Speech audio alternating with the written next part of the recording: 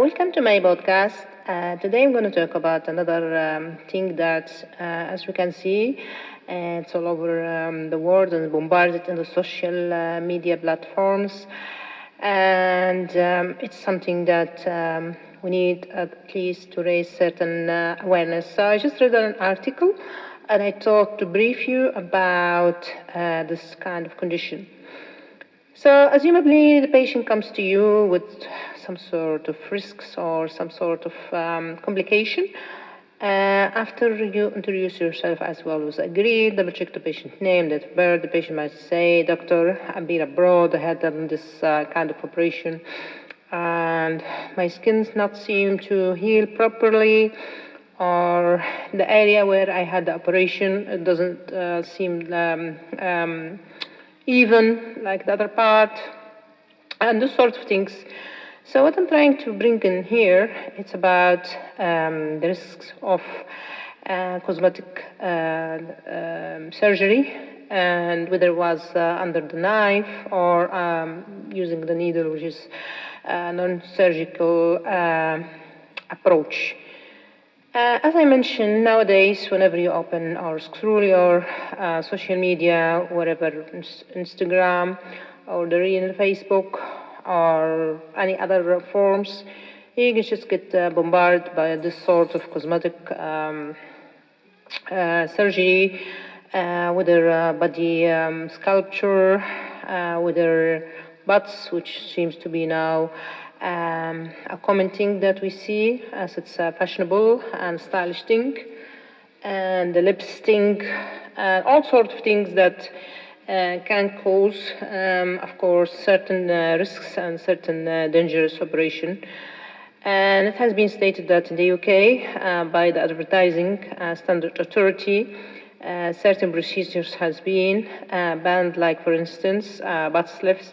And by that, I mean the Brazilian butt lift, which seem to be very dangerous in its sort of thing. And the problem that people portray on the internet is kind of misleading and very irresponsible, and downplaying the seriousness of the health risk associated, along, of course, about pressuring ways to target certain customer with their time limited offer. So, for instance, as I say, the Brazilian butt lift or the superficial gluteal liposuction, all are sorts of colorful terms.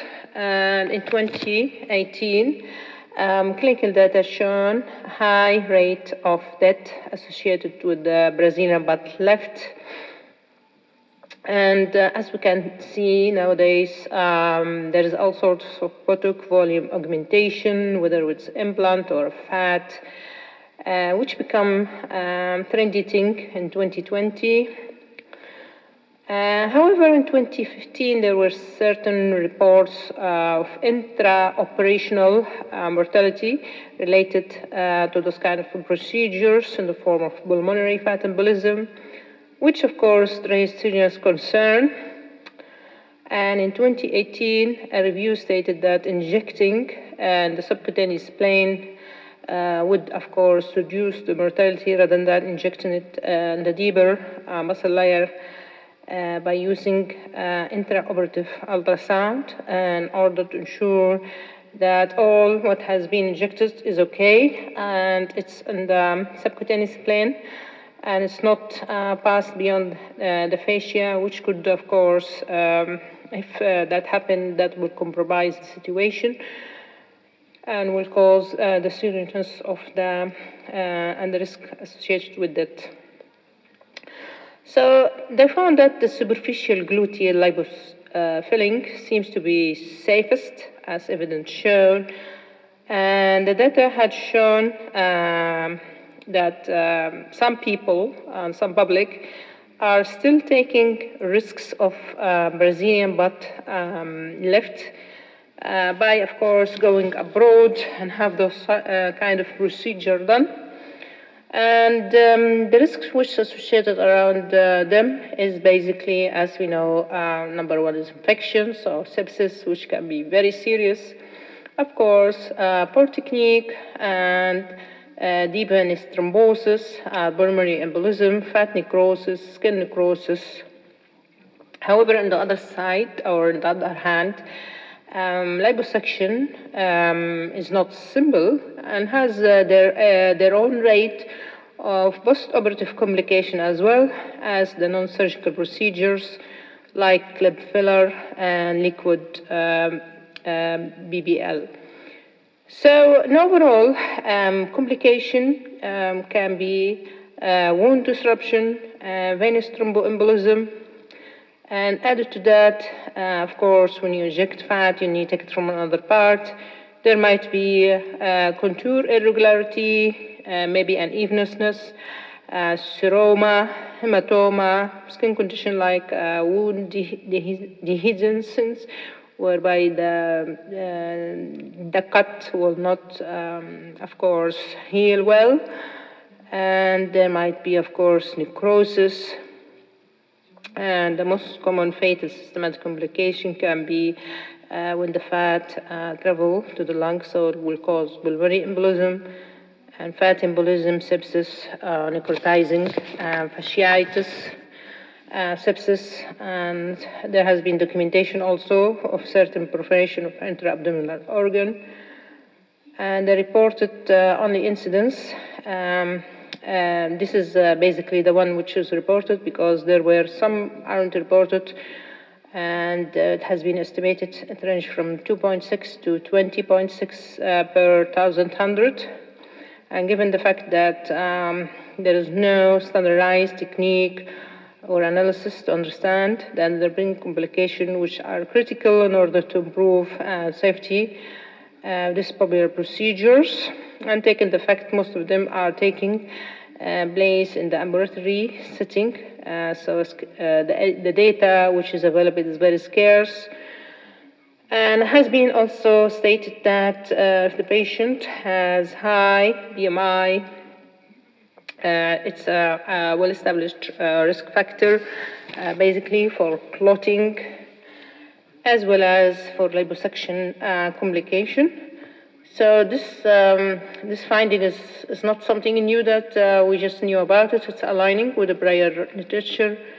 And of course, we need to put in mind if the surgical procedure has been prolonged and involved long hours, there will be increased risk of post-operative complication, like for instance, in the condition of breast augmentation, abdominoplasty, or certain invasiveness surgical procedure, all of which will involve multiple or longer incision, which of course will increase the wound dehiscence and other disruption of surgical wound. There was a study by a fellow called Basmino and Gracia, which showed that number of deaths associated with the BBL, which is Brazilian butt lift, which elucidate the dangerous of it. And according to the British Association of Aesthetic Plastic Surgeon, there has been 27.46 cosmetic procedures that took place in 2024, which has shown that to be increased by 5% comparatively to the previous year. And most of those cases with a percent of 93.3 were women. And the most commonest procedures which has been performed, it's basically body contouring, including liposuction, abdominoplasty, thigh lift, and the other following procedure were facial regeneration, say for instance like facial and neck lift, brow lift, eyelid surgery, which has raised since 2023. And the risk factor basically, it's as I say, anything involve a lengthy period of time, so it means long hours, like certain situation whereby there is body contouring, so they remove some fat from some area and they put it in somewhere, and of course liposuction, tummy tuck, fat grafting, All of that will take, of course, long hours, which involve, of course, being done under general anesthesia, which also has its own risks as well. And it has been stated that majority, the outcome is unknown, so you wouldn't know what will be the final outcome. That has been stated in most instances. And as I say, fat removal, when you remove fat from one area and put it in another area, this will, of course, incur of uneven body contouring, and of course will cause bumps and lumps and skin irregularity, which will, of course, worsen because, after all, we are aging, we are not regressing to youth. So this is kind of things anyone want to go through those kind of procedure, they need to think about this, because if you're not gonna stop, the skin will sag, and you're gonna cut that skin, what will be left? So it just implies like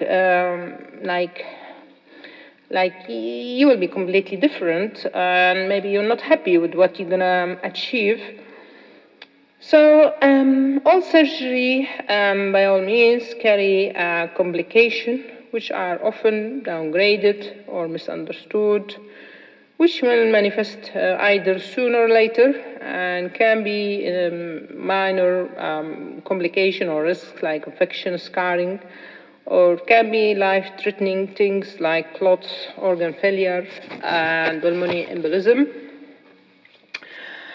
And even the study stated that even if the operation went quite well and the patient still walking away, they are, and majority of the condition, they are quite unhappy with the result achieved. And of course, as I mentioned, as the body keeps aging, those procedures will look great initially, but quickly will be undone and will be distorted. And the body, we know, it keeps changing with time, with aging, skin with their elasticity, and the fat shifts, of course. And as we know, things evolve. And the troubling that there is no consistent way to regulate those procedures, especially nowadays. All are promoting for non-surgical treatment, whether by a trained doctor or self-taught beauty influencer, like in the social media, where we see a lot who are promoting for their work, or promoting for cosmetic tourism, whereby it's adding to another layer of complexity, which imply like you can travel and the charge will be all included. Like now, so, they travel certain places, which is more cheaper, and the accommodation and the travel is included in the procedure. So it will be tempting for certain patients, whereby they will look for that, and of course, as I say, some they will downgrade the complications, so the patient will think that there is no complication. This is worth it, and stuff like that. And thus, many will plan for their travel abroad for those kind of cheaper of operation. And when they come back home, they come with complication, whereby there'll be like a limited recourse and support in order to undone those procedures. However, in the condition of the non-surgical procedure nowadays that we have and witness, like Botox and dermal filler, which is, of course, increasing and on the high demand. It doesn't mean that they are risk-free. Say, for instance, the modernized hyaluronic acid injection, generally they are safe. However, the older version of silicone can be a difficult thing. And I remember in 2012 and 2013, there were kind of filler, which is completely different from the hyaluronic acid, which called, it's like a cementing that once you inject it, it will solidify, and in the X-ray you're gonna see it like hard block, and of course it won't go away. And for the hyaluronic acid, it will take time to be dissolved or resolved by the body. However, if it has become infected, like for instance, there were certain studies which imply there is certain kind of resistant bacteria can grow, and this will cause granuloma, and of course there will be risk. For the Botox injection, it's basically, as we know, it's to paralyze certain muscles. So by you will achieve that kind of the face, which is like mask face and very without wrinkle and stuff like that. But of course, it will cause paralysis in such a situation and nerve damage. And it might even result in uneven facial results on untrained faces. It can cause in certain patients droopy eyelid.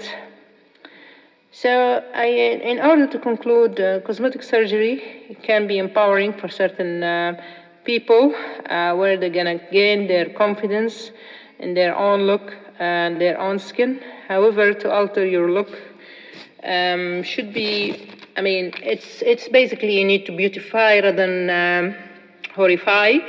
So it needs something to be subtle and light. So after all, when you look yourself in the mirror, you need to accept the look that you have and be happy with it. And the idea of non-surgical procedures is just to add certain beauty rather than make you like alien or a kind of different person. And the consequences in certain situations can be dramatic, can be permanent, can be irreversible. So anyone want to go for those kind of things, they need to make sure that they understand the whole thing. They need to know pros and cons. They need to know, they need to make extensive research to understand what could go wrong and how to resolve that. Say, for instance, for hyaluronic acid, they can migrate, they can cause, of course, swelling. I remember seeing some people, sometimes they walk, they have, like their face is completely just, the half of the face is basically lips.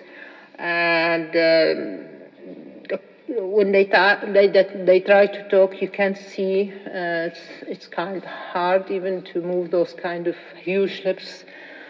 And I don't know, they see it like this is really beauty and stuff like that. Of course, beauty is in the behold of the person himself, so we can't judge, but we need to draw and weigh back between the risk and the benefit of the thing, because it's cosmetic after all, and we need to make sure that we are quite happy with what we have achieved, make thorough research about the training of that person who's offering this kind of service. And nowadays, even for the facial lift, it's not like before. They do it in a different way, not only by removing the excess of the skin and pulling. They do a certain procedure in order to move the muscle as well. And put in mind, of course, as I say, with time, the skin will sag, the muscle will sag. So for how long are you going to do this? And you need to know that with those procedures, you might be like very obsessed. You can't stop. And so certain people, once they start this kind of cycle, they feel it's vicious, they can't stop, they're going to be like obsessed. And of course, when you build the skin, what's going to happen to the eyes, what's going to happen to the rest of the area, all of that, of course, will cause issue. And of course, there's another thing about rhinoplasty, whereby patients are not happy with their nose. They may go for certain operation in order to have their nose done. And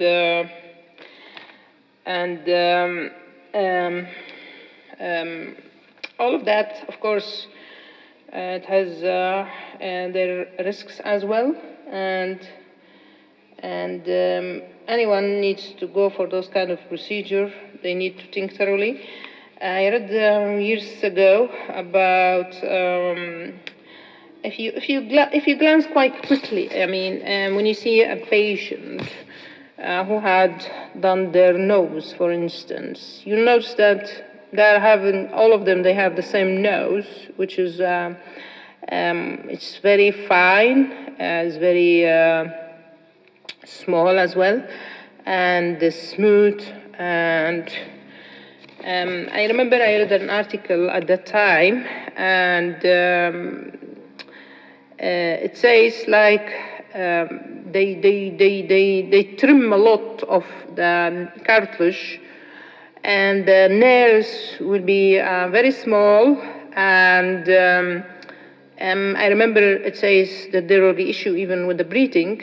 So those kind of operation, they're radical after all, because any procedure related to nose and can cause nasal reshaping. It have, of course, a high rate of dissatisfaction, and it can't be just a thing that you need to go for it. And of course, we come out of the COVID era, whereby it's been known that post-COVID, there's the body has tendency to form clot, even in those who had mild symptom or no symptom at all. So it says that after a certain operation, the patient might wake up confused, disoriented, or lingering with certain neurological manifestation. And also in the situation whereby you had an operation where an implant has been inserted in the body, whether in the butt or in the breast, or those kind of, like we know, certain athletic, they would like to have those abdominal muscle toned, so they might disrupt certain area, inject certain stuff, or put implant. So all of that have their own risk as well. Like, for instance, it could rupture, it could deflate, it could, with time, get contracture. So it gets hardening or become asymmetrical with some concern. And there has been also a report about a rare breast implant which is associated with anaplastic large cell lymphoma, which is a rare cancer, and it has been found that it's linked to certain type of implants. So all of that is not uneasy, really.